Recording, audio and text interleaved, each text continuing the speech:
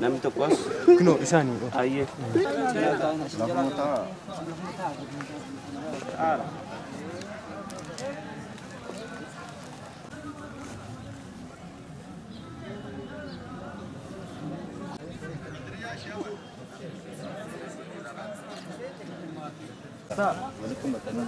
nam tokkollee as ta'a akkasuma koota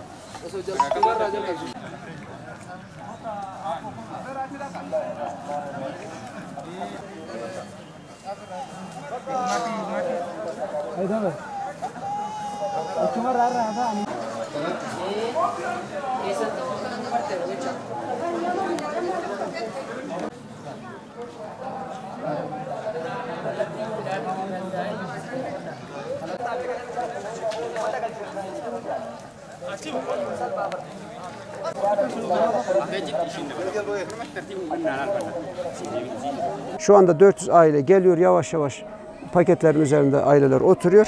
Tek tek gıda paketlerini alıp gidecekler. Gıda paketlerinde ne var? Sıvı yağ var, tereyağı gibi bir şey var, makarna var, un var.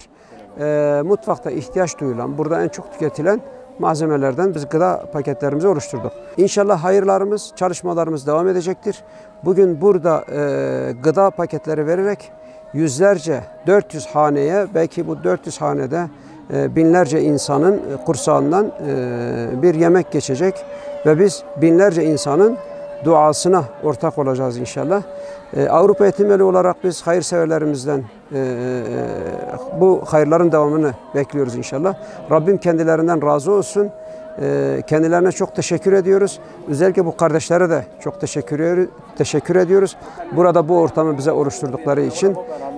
Şimdilik Afrika, Etiyopya'dan selamlar.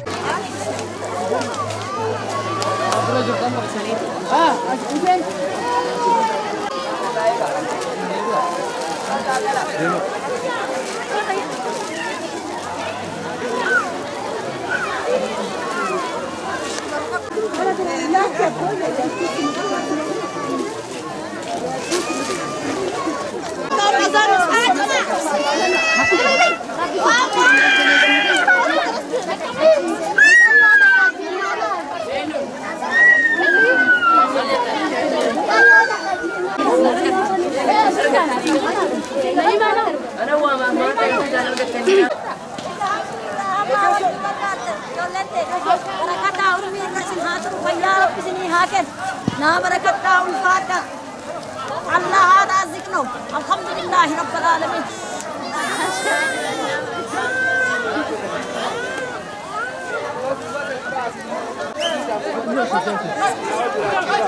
Gel bir beraber.